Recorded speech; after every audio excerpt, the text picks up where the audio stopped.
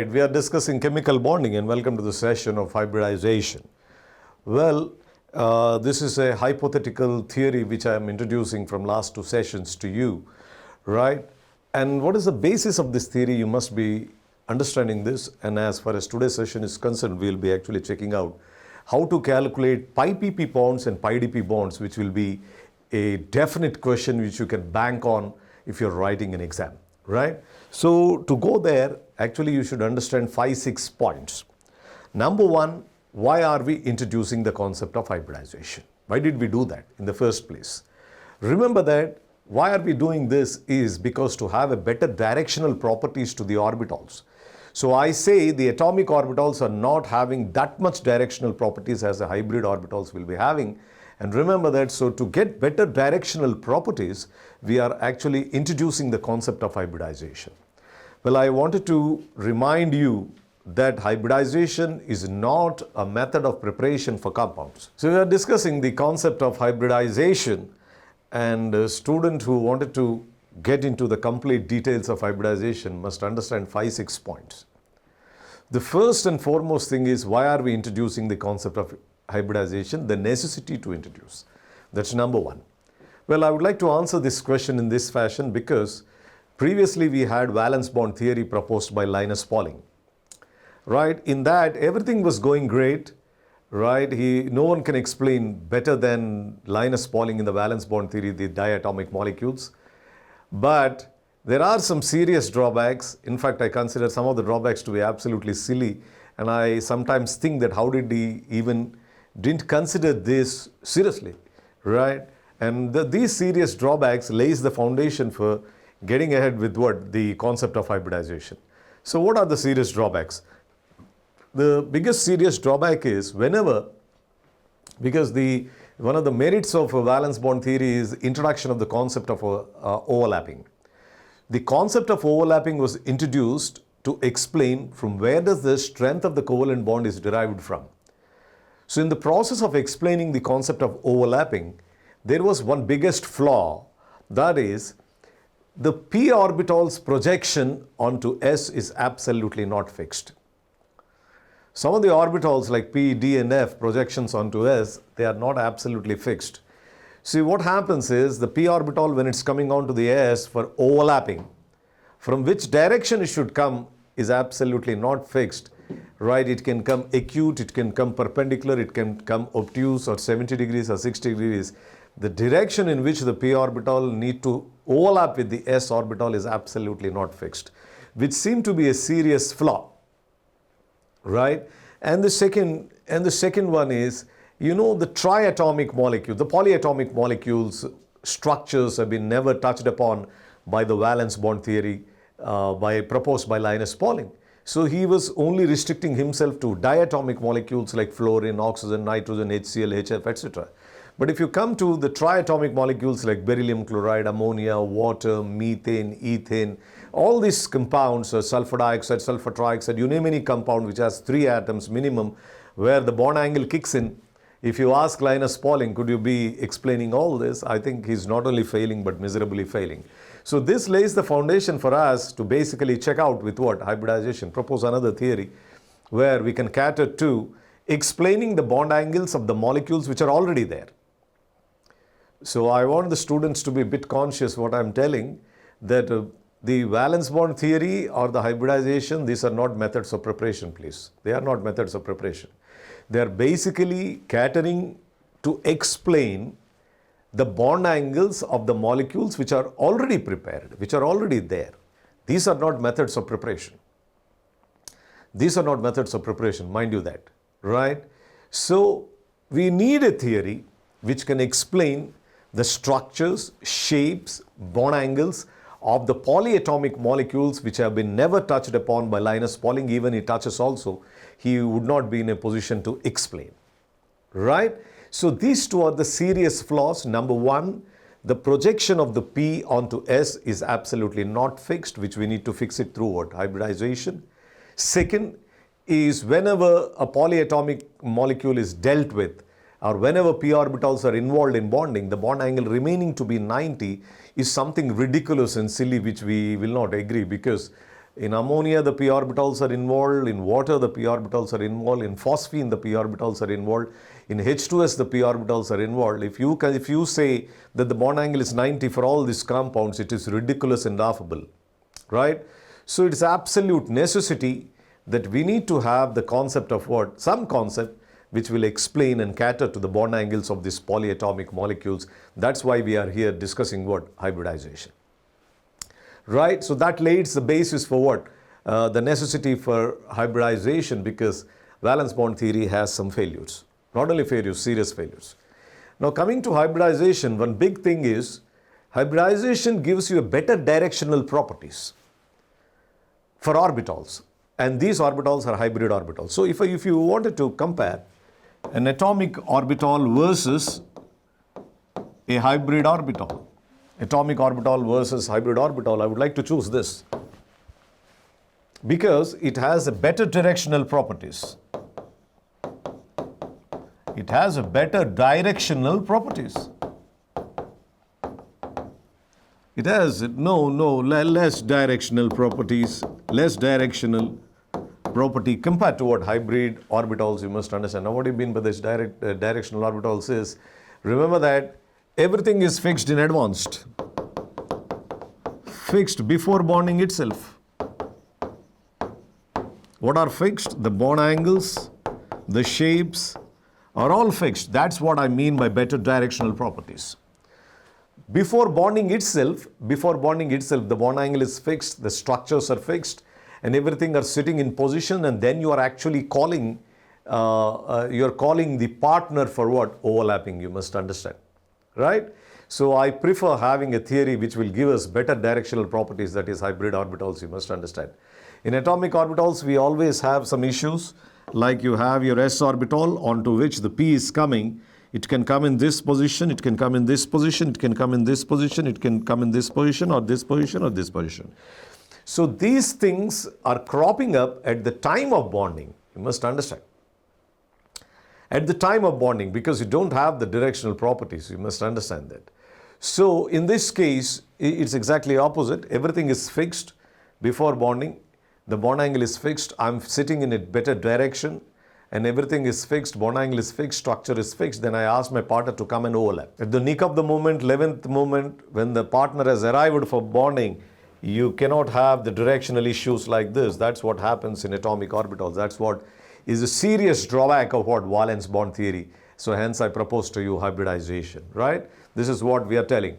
And what is hybridization? It happens before bonding within the atom, and the intermixing of atomic orbitals to generate entirely a new set of orbitals called hybrid orbitals with better directional properties is called what? Hybridization. You must understand that, right? So all happening before bonding, intermixing of atomic orbitals to generate entirely a new set of orbitals can be called as what? Hybridization. And all this is hypothetical and happens in what? It all happens in what? Excited state.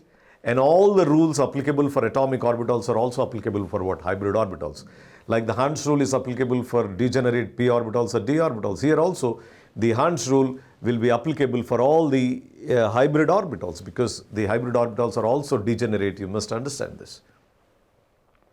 So 5-6 points everyone must understand. Number one, it happens within the atom, before bonding, in excited state, you will get better directional properties. You sit in a position, bond angle is fixed, structures are fixed, then you call the partner for bonding. These have been the biggest features of what? Hybridization, you must understand, right? Let us take an example of all the hybridizations. Let me give the list of all the things. Watch carefully here. And I was telling you, here is the list. You have the SP hybridization, SP2, SP3, SP3D, SP3D square, SP3D cube. So many hybridizations you have, right? And I give you the examples for this.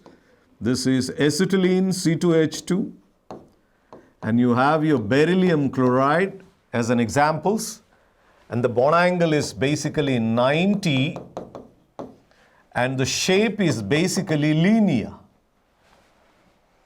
So any atom that is undergoing sp hybridization, the shape is linear and the bond angle will be, linear is not 90. Linear is bond angle is 180 degrees. And linear, you must understand. That is sp hybridization with bond angles 180 and the shape being what? Linear. Coming to sp2, the best example for this will be BCl3, BF3, and of course ethylene. And here the bond angle will remain to be 120, and this is triangular planar with a bond angle of 120 degrees. It is 120 degrees here. Right, that is the case of what? sp2. Coming to sp3, the best examples are methane, ethane, right, methane, ethane, and here the bond angles, and even some more, carbon tetrachloride. Here the bond angle is 109 degrees 28 minutes, and the shape is tetrahedral. The shape is tetrahedral. Look into some of this which I'm speaking of. And coming to sp3d, the best example is PCl5, and the bond angles are two set of bond angles, 120 and 90 degrees, right? It will be having trigonal bipyramidal. It has trigonal what? Bipyramidal. All these shapes can be explained, right? So I'm giving you first a list, a prima facie list of, several hybridizations with what? Examples, so that you can remember. Coming to sp3d2, the best example which is available is SF6, and the bond angle will be only one bond angle, that is 90 degrees, and you have this octahedral, you must understand, right? And sp3d cube, the best example for this is IF7. The bond angles can be 72 because, and the shape is pentagonal bipyramidal. Pentagonal bipyramidal, right? So it is 360 by 5. So it is coming to around 72 degrees is the bond angle. You must understand. So this is the basic list that is available for your quick revision of, which molecule is undergoing which hybridization. And this is the basic list everyone must be knowing before we entering into some of the molecules which will be asked in the exam, which is not there in the list, right? So you have several hybridizations: sp, sp2, sp3, sp3d, sp3d2, sp3d cube. And you can see here all these are examples, and these are the bond angles which we can explain and the shapes which we can explain, right? Let us take one by one, right? Let us take beryllium chloride. Let us take the example of sp2. Let us take the example of sp3d, and go into some critical examples quickly, right? Observe carefully now. If this is the case, let us take the examples of sp, sp, sp2, right? At the same time, comparing all the three. Watch carefully here. Look into this. This is the sp3. Let us take the example of even sp2, and let's take the case of what? sp very quickly. Let us explain the sp3 case where we can take carbon tetrachloride as the example. For sp2, you can take boron trichloride. For sp, you can take beryllium chloride. You must understand, right? Let us take the case of one by one. Every step I will write it one here, one here, one here, such that we can have a great comparison between all the three. As it is staying 1s and 3p's, the carbon configuration here is basically, 6, it is 1s2, 2s2, right? The carbon is basically 6, and if I can write the configuration, it's 1s2, 2s2, 2px1, 2py1. That is the outermost shell configuration, right? And as I told you, hybridization will be only occurring in excited state. So how the carbon will be reaching an excited state is the 4 chlorine atoms will be approaching the carbon atom, and they vomit energy, and the carbon rises toward excited state. It rises to excited state. In excited state, what happens is one of the s electron is kicked to p. So if I can write the excited state configuration,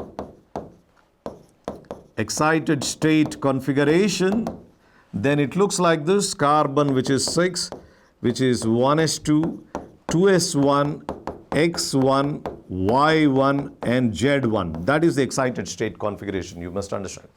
That is the excited state configuration of carbon.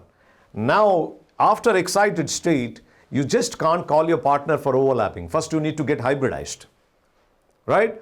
So before you call your partner, you must be sitting in a certain bond angle, and then a structure is fixed. Then call the partner, that is chlorine. That is how the bonding will be taking place. So you understand it is S, P, X, Y1 and Z1. Now go for hybridization. I lock this. It is 1S and 3 P's, giving you 4 sp3s. Watch, because it is sp3 hybridization. So it is 1s and 3 p's intermix between themselves, generate entirely a new set of orbitals that have 4 sp3 hybrid orbitals, sitting with a bond angle of 109 degrees 28 minutes, and then the shape will be tetrahedral. So everything is fixed now. So the bond angles are 109 degrees 28 minutes, and the shape remains to be tetrahedral. You must understand.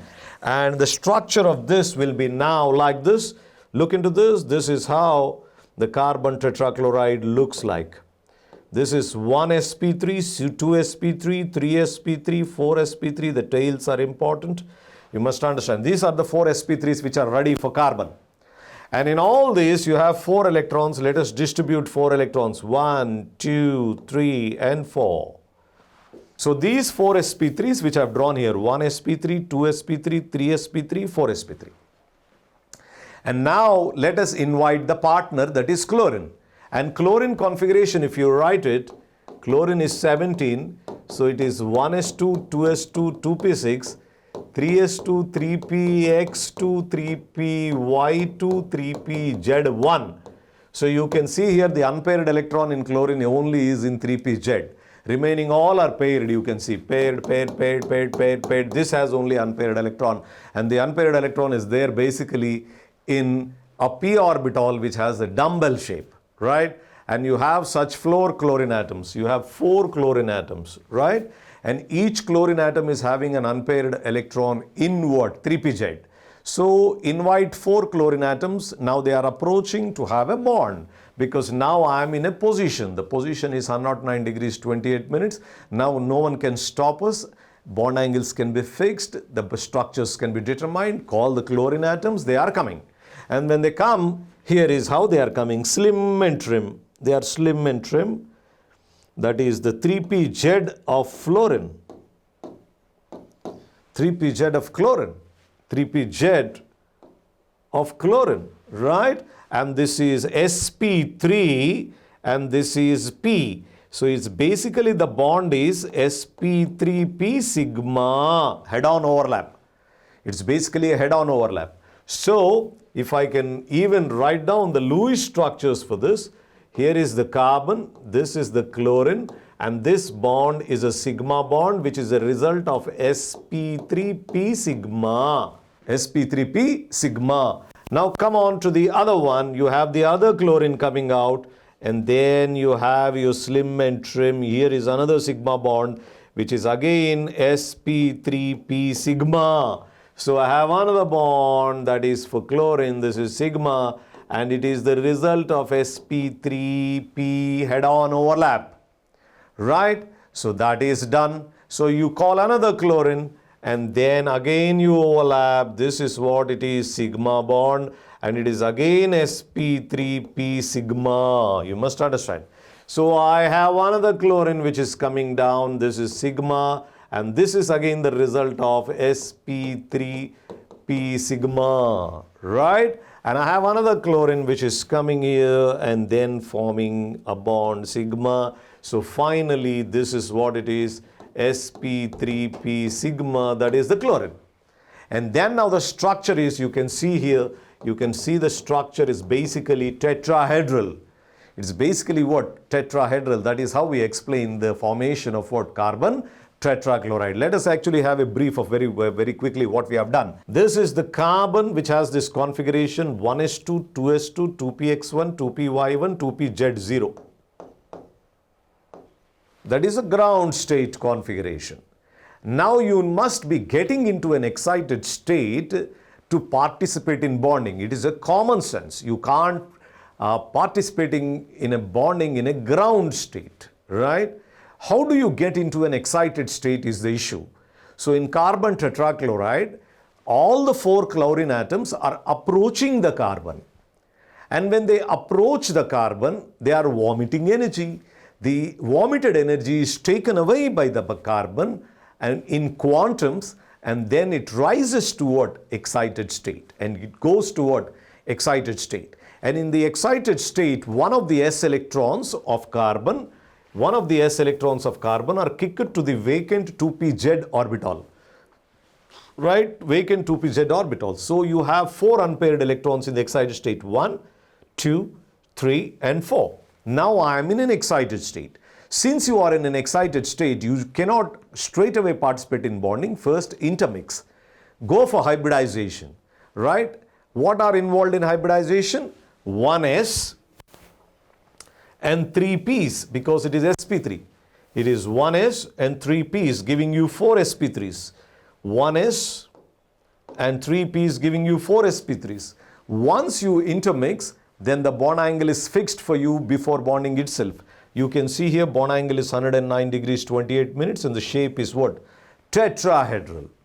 Then now, once the things are fixed, you can call your partner, that is 4 chlorine atoms, and in chlorine, the unpaired electron is present in 3pz, so it is a p, so it is having a dumbbell shape, and now coming for overlapping, and this is a head-on overlap between sp3 and p.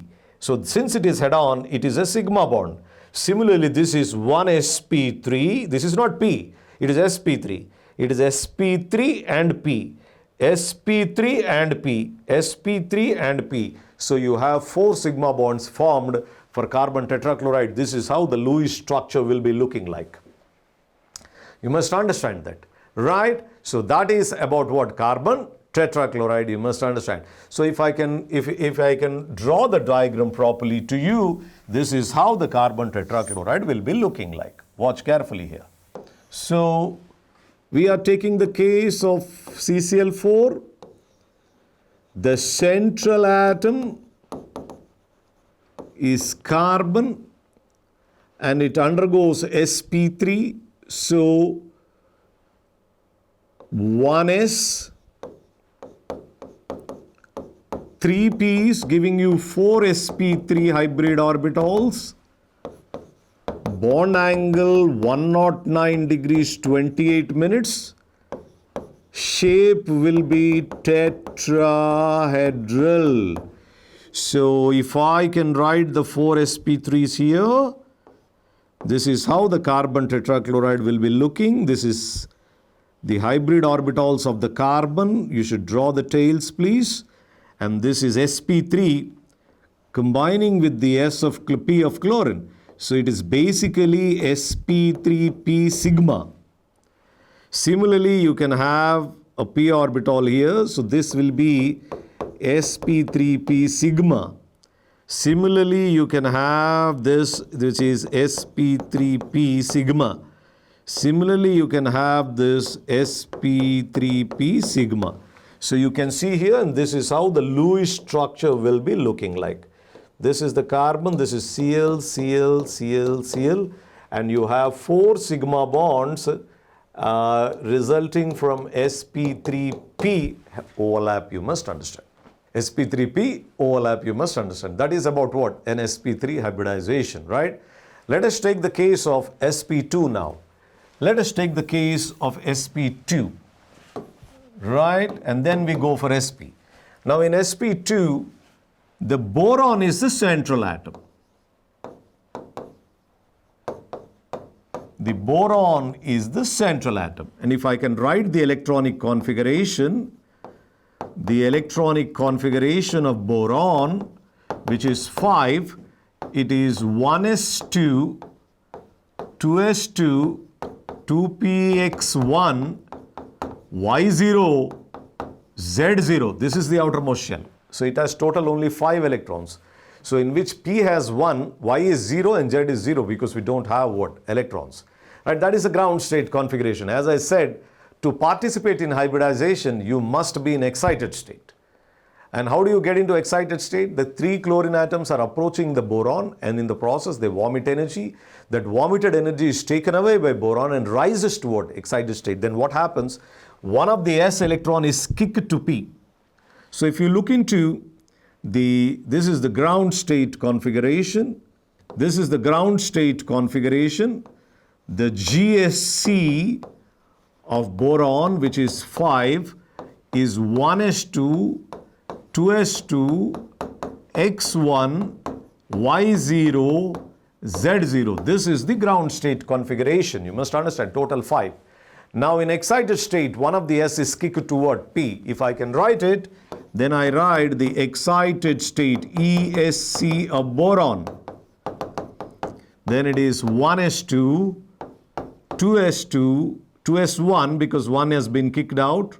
Right? So it is 2s1. Kick 1 electron over here. So 2s1, x1, y1 and z0 will remain. Right? 2s1, 2px1, 2p, y1. So total are 5 electrons. In an excited state, you have 3 unpaired electrons, you can notice. In the ground state, you have only 2px1 as an unpaired electron. Now you have 3 unpaired electrons. Now you are in an excited state, but straight away don't go for hybridization. You will face issues. First, straight away don't go for bonding. You will face issues. So you must be hybridizing and sitting in certain positions before you call your partner. That is our idea. So I think let's go for hybridization. It is 1s and this time only 2 p's because it is sp2. So it is basically 1s and 2 p's. I'm locking this hybrid lock. I call this to be an hybrid lock for your understanding, in which 1s and 2 p's have been locked.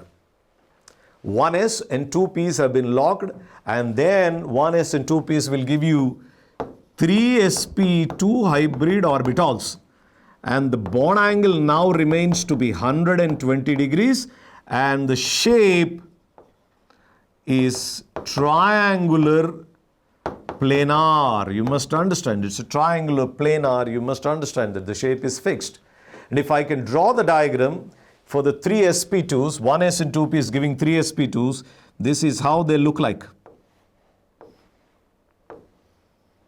1 sp2, 2 sp2, 3 sp2. Right? This is sp2. This is sp2. And this is sp2. And who has participated in bonding? 1, 2, 3. 1s and 2p. So total 3 electrons. Let us distribute all the 3. 1 in 1 sp2 orbital. You must understand.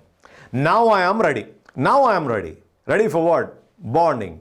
Because the bond angle is fixed, that is 120 degrees. And now the shape is also fixed. Let's call the partner. Who is the partner here? Chlorine. Who is the partner here in boron trichloride? It is chlorine. And in chlorine, where is the unpaired electron? It is in 3pz. 3pz. And the p is dumbbell. P is dumbbell. So in 1 chlorine, you have an unpaired electron in 3pz and the p shape is dumbbell. Bring it here. So you can have a bonding. So this is basically, this bond is sp2p sigma. And this bond will be now another chlorine atom. And this is sp2p sigma. And here you have another sp2p sigma. You must understand. And the Lewis structure of this will be looking like this. Cl, Cl and Cl. That's what planar means. If my palm is boron, the chlorine bond is here itself. It's not projecting on the same plane, It's not projecting up. So it's boron, and then you just this is what? Chlorine. This is what? Chlorine. And that is what is chlorine. So all in one plane. So it's planar, triangular. You must understand this. That is how the BCl3 will be looking like. You must understand. Right? So that is about what? An sp2 hybrid orbitals. Look into the bond angles. It is 109.28 minutes. This is 120 degrees. The shape is tetrahedral. And here the shape is triangular planar. It is sp3 p sigma. It is sp2 p sigma. You must understand. And we are explaining very smoothly the bond angles which are already available, and we are using the theory of hybridization to explain and cater to the bond angles. You must understand. Coming to sp, here it is, the best example is beryllium chloride. Now if I can write the configuration of beryllium, which is 4, which is 1s2, 2s2, 2px0, 2py0, 2pz0, all the three are vacant. The entire p is vacant for you. All the p is vacant for you. Right? Get into an excited state. When you get into an excited state, one of the s electrons is kicked to here. So the excited state configuration will be now equal to 1s2, 2s1, 2px1, 2py0, 2pz0. You must understand. 2pz0, you must understand. That is the excited state configuration of what? Beryllium. Right? Now you get excited, don't call your partner. First get hybridized. What is the hybridization we are speaking of? sp. So it's basically 1s and 1p. Let me lock it. So 1s and 1p. So it is 1s, 1p. 1 plus 1 will give you 2 sps. And the 2 sps will be looking like this. This is an sp. That is an sp. Mind you. And you have 2 electrons here, 1 here, 1 here. Get the chlorine now, call your partner. So this will be spp sigma. It is spp sigma. And this is again spp sigma. And the beryllium chloride will be looking like this. This is the sigma bond, this is the sigma bond. That is the beryllium chloride.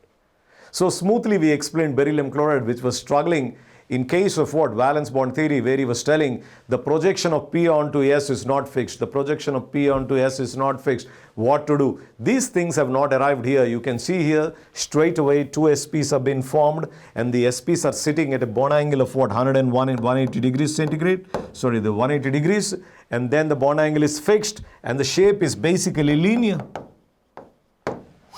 So beryllium chloride is linear, boron trichloride is triangular planar, and then you have your sp3, which is tetrahedral. You must understand that, right? So we are very smoothly explaining the bond angles of the molecules that are available, which was otherwise not explained by what? Valence bond theory. Cut it off. Right, now we will take a question which is very frequently asked in hybridization. Let us see how to determine, sometimes it is not pi pp, pi dp, pi pp bonds, the number of pi pp bonds and number of pi dp bonds which will be asked in your exam. Let us go straight away into it. Observe carefully here. Observe carefully. Remember, the question which is asked is this. This is the previous explanation is only for the understanding of the concept of hybridization. But if you get into some of the applications which are basically asked in the exam, then I think you should be carefully listening to me, because look into this. So look into this question. The question says, calculate the number of pi pp and pi dp bonds, pi pp and pi dp bonds in a given species. He will be asking you this, number of pi pp and pi dp bonds in a given species. So how do you do this? For example, let us take the example. Calculate the number of pi pp, pi dp bonds in sulfur trioxide. Let us take this example, sulfur trioxide. Now, first of all, this is using what? Hybridization. I'm going in for the applications of hybridization, right? I'm speaking of applications of hybridization. Now, how do you calculate this, right? So what I will do is, first of all, First of all, understand what type of hybridization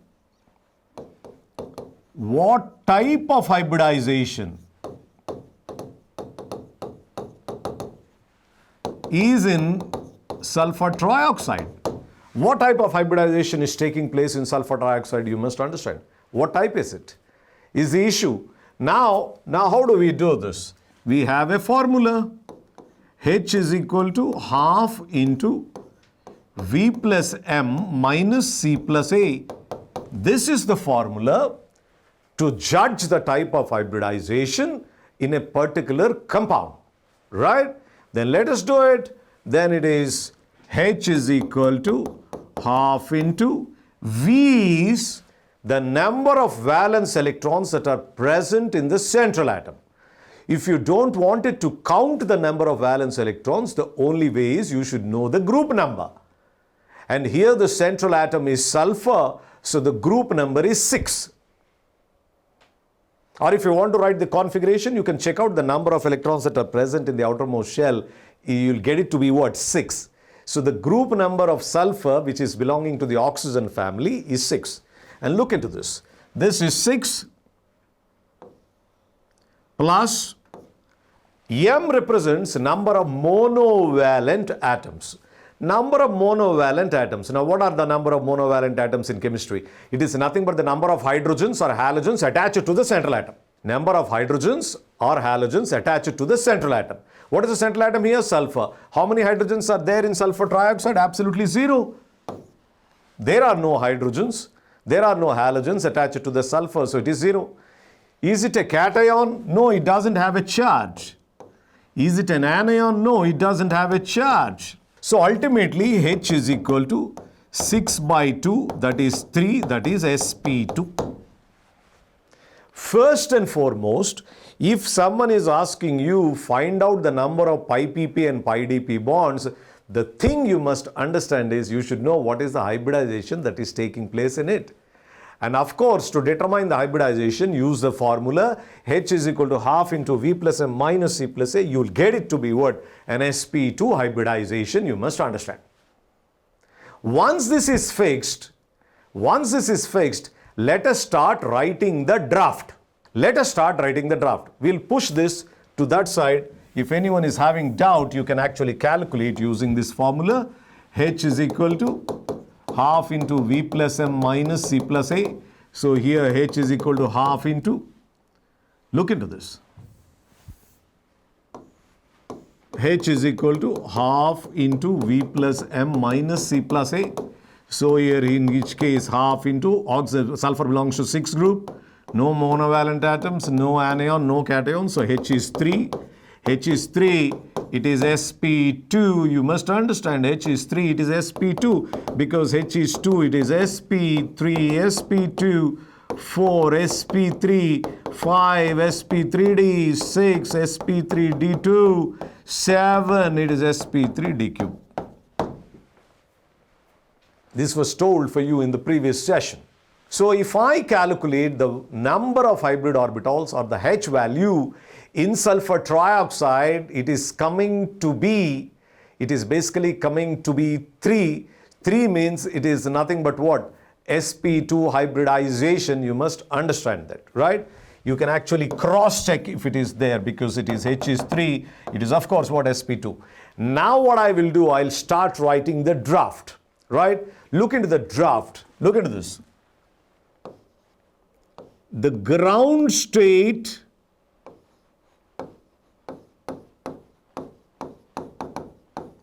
configuration of sulfur, which is 16. Its atomic number is 16.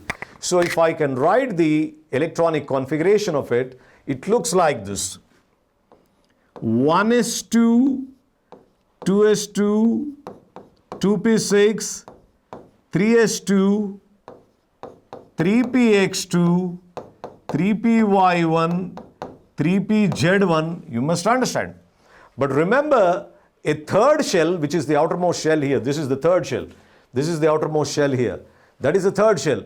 In third shell, you have 3s, 3p, 3d. In third shell, you have 3s, 3p, 3d. In first shell, you have only 1s. In second shell you have 2s2p. In the third shell you have 3s, 3p, 3d. Right? So if I can write 3s, this is 3s, this is 3p and 3d vacant. I'll write it. The 3d subshell is completely vacant because we have only 16 electrons. We have written the ground state configuration. Right? Now what are we doing here is basically, I am not preparing, remember I am not basically preparing sulfur trioxide. What I am trying to do is this.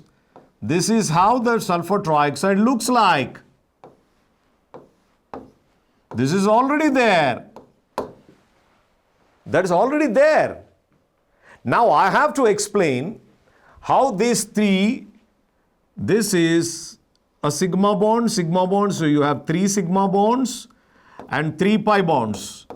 Mind you one point, sigma bond is formed by head-on overlapping. Pi bonds are formed by sidewise overlapping. Right? You have to explain how 3 sigma bonds are formed and how 3 pi bonds are formed. This is the discussion which is going on. So in a double bond, one will be sigma, one will be pi. In a triple bond, one will be sigma, 2 will be pi. In this case, this is double bond and you can see here 1 sigma, 1 pi, 1 sigma, 1 pi, 1 sigma, 1 pi. So total is 3 sigma bonds and 3 pi bonds and the bond angle is 120 degrees. Now how will you explain? That is the discussion which is going on. I am not preparing sulfur trioxide. Sulfur trioxide is already there. It is already there. The bond angle is also fixed. That is 120 degrees. Now you have to explain, giving a comfortable theory, convincing theory that you tell 120 bond angle and how the pi bonds are formed, how the sigma bonds are formed, you need to tell. Which valence bond theory is unable to tell. He restricts himself only to diatomic molecules. This is polyatomic molecule where the hybridization must be in a position to explain. So hybridization is no method for preparation of what? Compounds. It is not the method of preparation for compounds. Absolutely not. It is not. Now looking at the diagram, now this is the ground state configuration. I am in the ground state. I have no intent of participating in bonding. I am just sleeping in the ground state. Now approaching me, I am sulfur. Approaching me are the oxygens. How many oxygens? 1, 2, 3. 3 oxygens are approaching me. And when they are approaching me, they are vomiting energy. And when they vomit energy, I rise to excited state.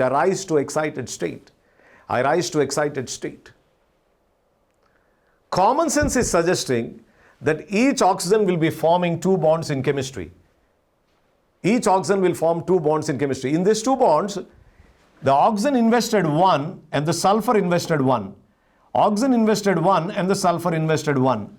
Similarly here. Right? So if you look into the total sulfur unpaired electrons which are invested in bonding, let us count. 1, 2, 3, 4, 5, 6. You can see here. In single bond, oxygens 1, sulfur 1, oxygens 1, sulfur 1. So the sulfur in the excited state must be having 6 unpaired electrons. Total 6 unpaired electrons it should have. Because each oxygen will be having 2 unpaired and the 2 unpaired will be invested here. Sulfur will be having again 6 unpaired, 2 here, 2 here, 2 here. So total 1, 2, 3, 4, 5, 6 unpaired electrons the sulfur must be showing before you call your partner. You must understand. Now look into this. In the ground state configuration, you have only 1, 2 unpaired electrons. Only 2. But I have 3 oxygens coming. Each is coming with 2 unpaired. So total 6 must be there. But in the ground state, you can see here you have only 2 unpaired electrons here. So why don't you get into an excited state? And I get into excited state because the oxygens are approaching me. They're asking me, come on, get excited, kick the electrons. We want 6 unpaired from you. We want 6 unpaired from you. Each oxygen will be pairing with 2 unpaired. So we wanted 6.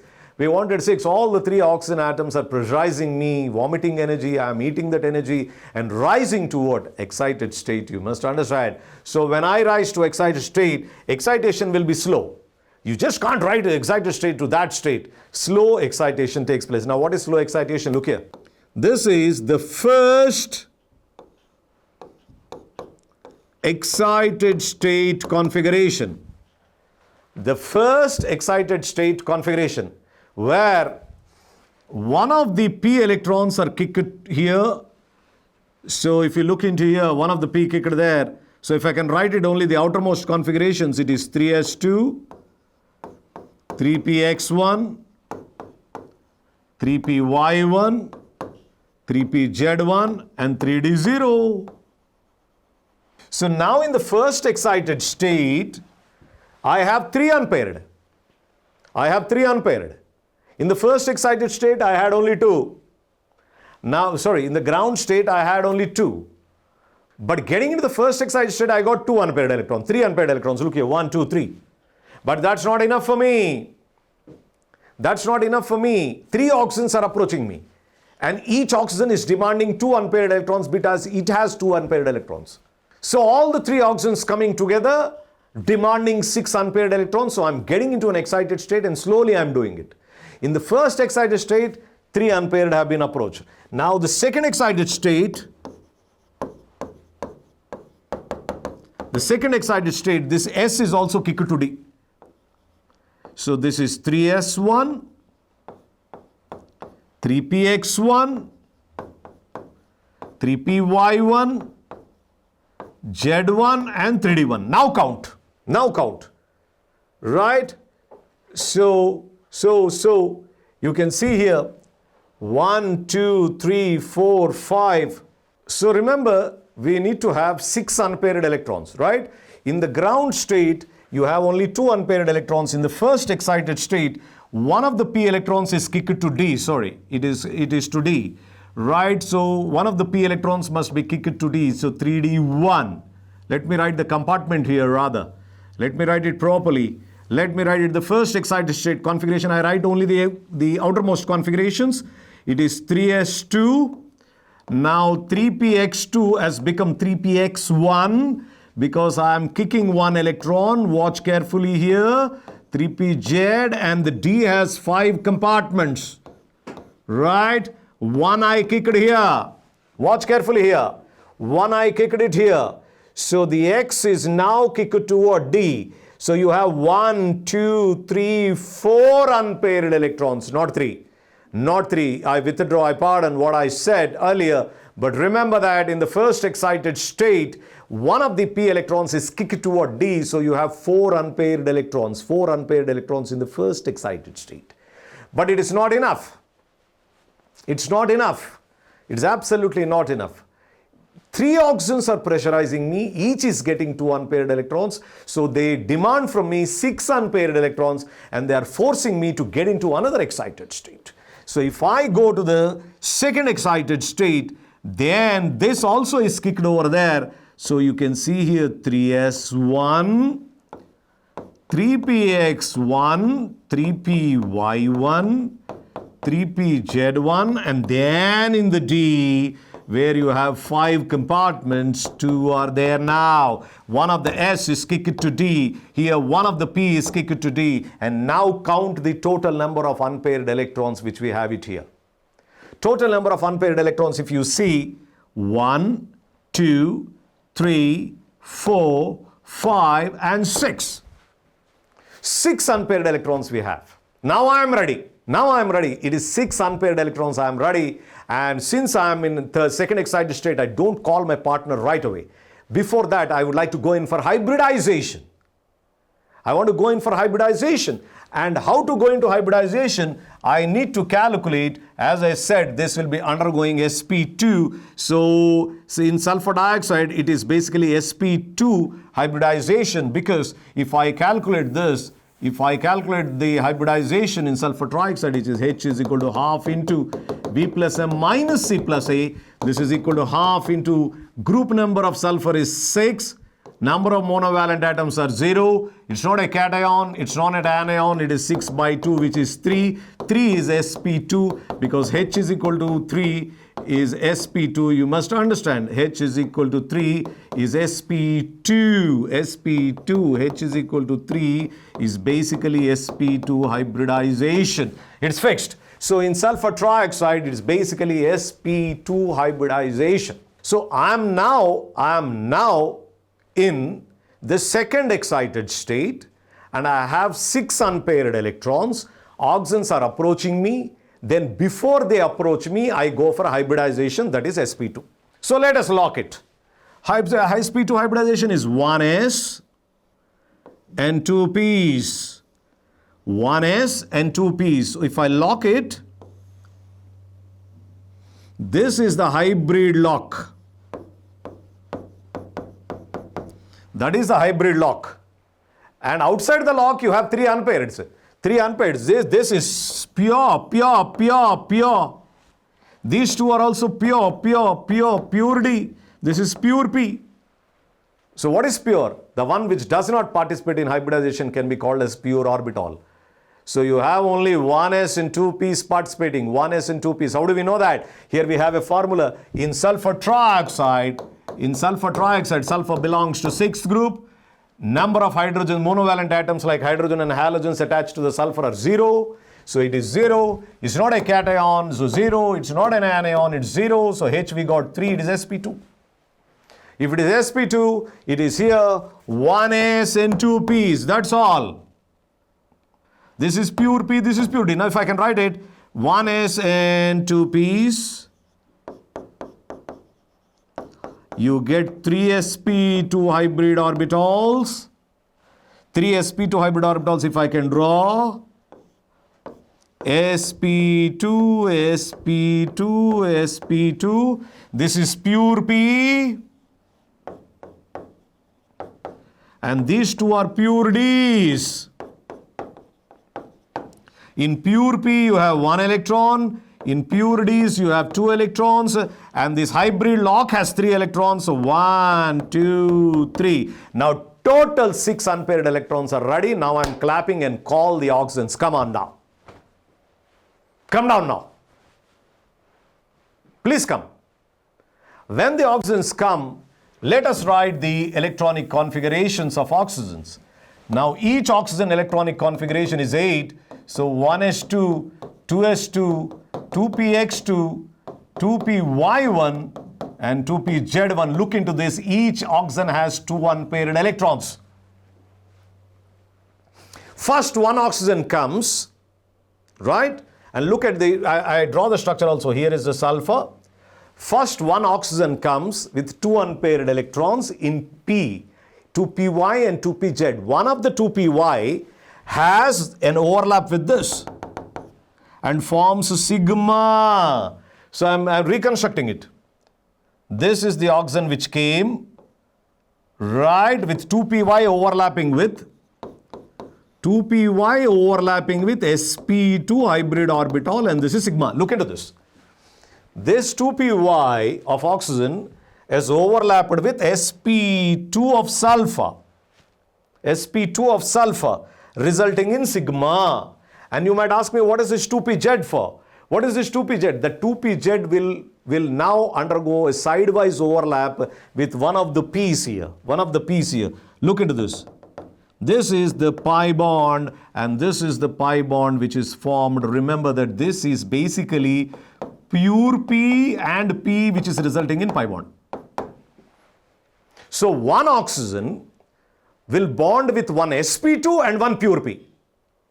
This will be bonding with one sp2 and one pure P. That is sigma and pi that we catered to.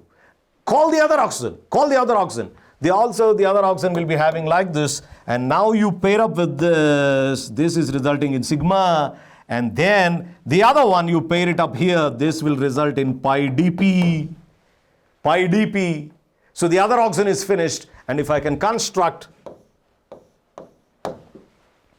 so this sigma bond is nothing but the 2py of another oxygen with what? This sp2, and this pi bond is basically this one with one of the purity. Pure will result in what? A pi bond. You must understand that, because hybrid orbitals always give sigma bonds. Keep this in mind. Hybrid orbitals always involve in what? Sigma bonds. Right? So you have the other oxygen. Similarly, this is the sigma bond. This is the sigma bond. The other one is again the pi dp. So if you can construct, this is pi and this is sigma. Must understand. Now the question in the exam is, calculate number of pi pp's. Now how many pi pp's are there? Pi pp's are 1, pi dp's are 2. That's the question which is asked in your mains exam. You must understand, your IIT JEE exam. You must understand this. Let us have a quick revision of what we have done. Clear picture of what we have done. What we are doing is, we are calculating pi pp's, how many? Pi dp's, how many? In sulfur trioxide. So in sulfur trioxide, first of all, it is undergoing sp2. And it must have 3 oxygens, so it should have 6 unpaired electrons in the second excited state.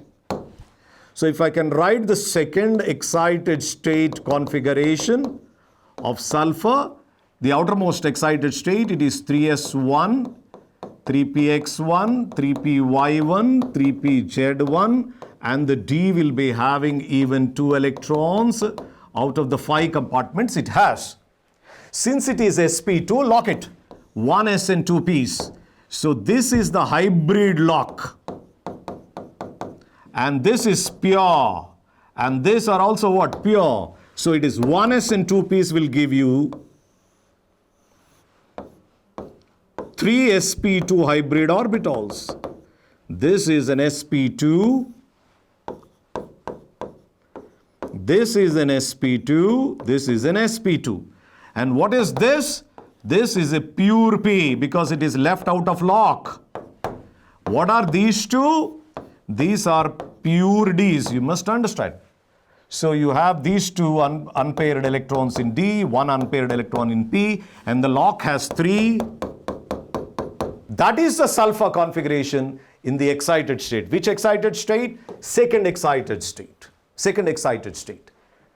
Right? And what is the hybridization that has taken place? 1s and 2p's. It is 1s and 2p's giving you 3 sp2s. Right? And coming to the oxygens, now call the oxygens. Each oxygen will be having 2 unpaired electrons in 2pz and 2py. So one of the 2pz will come and reconstruct it. This is the sulfur. And the first bond is formed with oxygen. And this is as a result of sp2 of sulfur and P of what? Oxygen. That will result in a sigma bond. So it's basically, the sigma bond is basically an overlap of sp2p sigma. That is how it is formed. The other unpaired will form. So let us put it. This is the sigma. This is the pi. This is the pure P. So this will form pi. And this is pi pp because the oxygen will be having an unpaired electron in P, and now you are overlapping with P. So this one, this pi bond is nothing but what? Pi pp, because this is P of oxygen and P of sulfur. So it is pi pp. Similarly, the other oxygen will form a sigma bond, that is sp2 P sigma, sp2p sigma, because this is the sp2 and that is the D. Right? You must understand, that is the sigma bond. But the other will be having another unpaired electron, and that with this will be pi dp, because P of oxygen and D of sulfur. D of sulfur. Pure orbitals always give what? Pi bond, you must understand.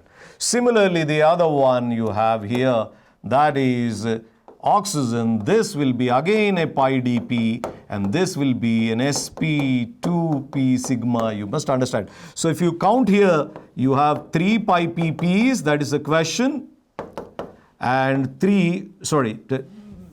pi pp and 2 pi dp's. So total, you can see here 1 pi pp, 2 pi dp's, and total sigma bonds are 3. These are the questions which are asked in the exam. So the number of pi pp bonds in sulfur trioxide is basically what? 1, you must understand. Right?